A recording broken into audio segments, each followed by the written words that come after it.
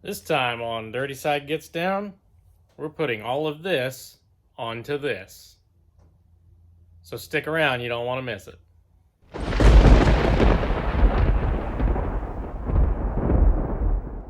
Dirty Side Gets Down, you'll pay for the whole seat, but you'll only need the edge.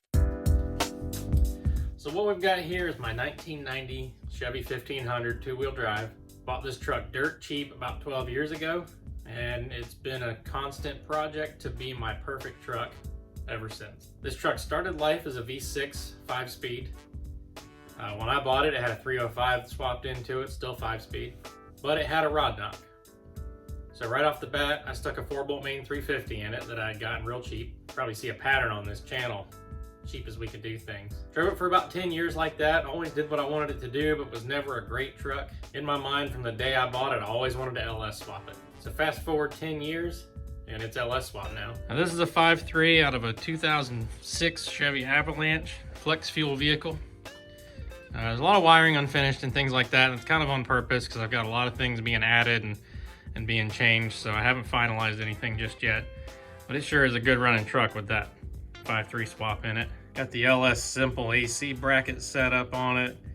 Dirty Dingo engine mounts. I built this thing with as many stock parts as I could because I really wanted it to be reliable. This thing isn't meant for going fast or anything like that. It's for hauling trailers, going to Home Depot, and all that kind of stuff. So after a year of driving it with the LS swap and everything was great, the manual transmission, I had a 4L60 fall in my lap and I always wanted to automatic swap this thing.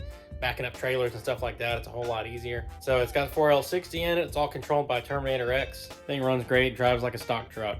So now you kind of have an idea what the deal is with this truck and why I built it the way I have. So let's get the airbags on there so this thing can haul some more weight.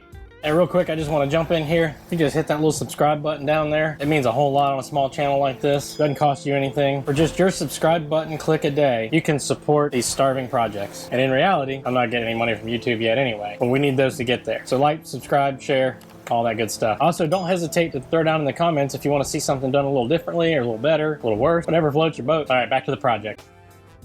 So this is a kit I had on another truck back when I used to transport cars, and had it set up where it would add air to the bags as you added cars to the trailer. I was pulling a 5-car trailer, so it was a pretty good bit of weight. So that's why everything's kind of dirty and used. So these here bolt onto the leaf springs. These brackets bolt onto the frame. That's how it lifts up. These are what hold it onto the leaf springs. But what I did that doesn't come with the kit is this here. It's a semi-truck leveling valve. And what that's really good for is you set it up neutral with either nothing in the back or maybe just an empty trailer hooked up to it. And that's your neutral point. As you add weight, that will put more air in the bags and compensate and bring it back up to that same level. It's a pretty cool system that's all mechanical, and it really works well to keep things sitting just like it should. No more squatting. Can't be squatting trucks around here. And does it look like my name's Tanner and I use my parents' credit card to build my truck?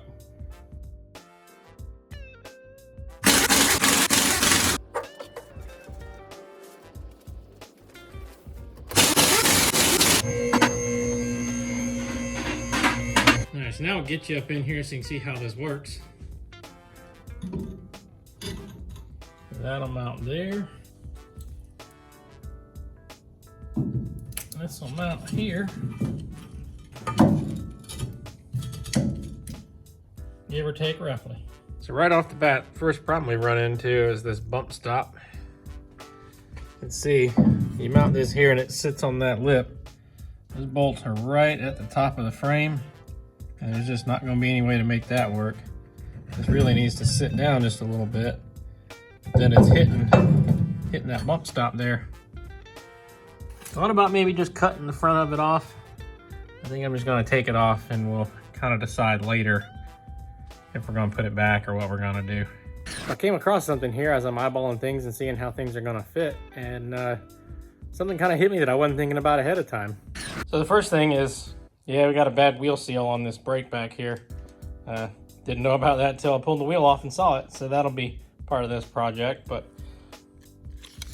the next thing is clearance to the tire.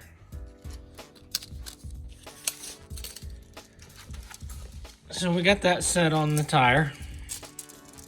We can measure here, roughly 5.5 inches. We don't have to be exact right now.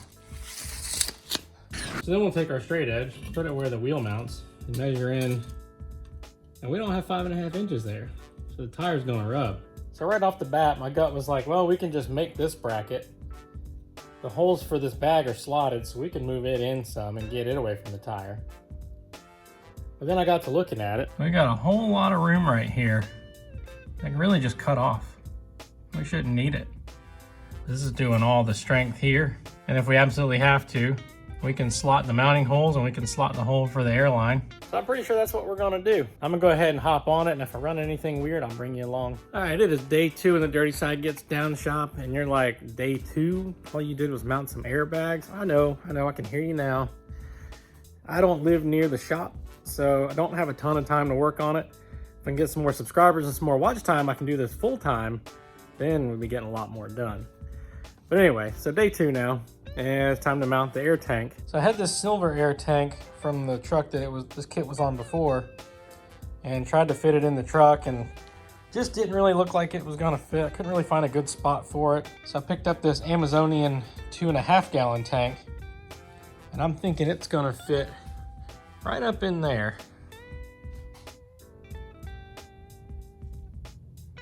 Now I know it kind of looks like the 5 gallon tank would fit in there, and I tried and it just about goes. But it just doesn't quite fit, so I got this one. So let's make a bracket and get it in there, and then also put the compressor in there with it.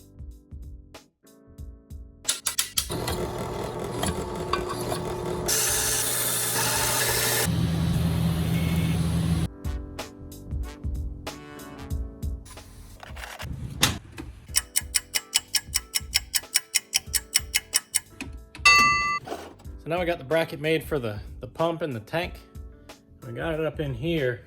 There's a whole bunch of space up in here, so it gives you a lot of room to put that stuff in there. Get you up in here, you can see that compressor way tucked up there. It's actually kind of at the level of the floor. You can tell this way.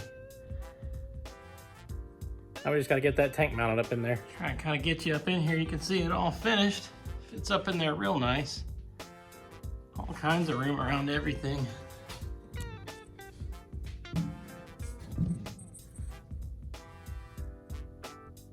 Well, now it's just wiring and plumbing, so let's get to it. So here we've got a 300 amp breaker, and this is gonna support the air compressor and the winch, which most likely will never run at the same time. So then underneath, that wiring runs down here into this nice little channel that's in the body.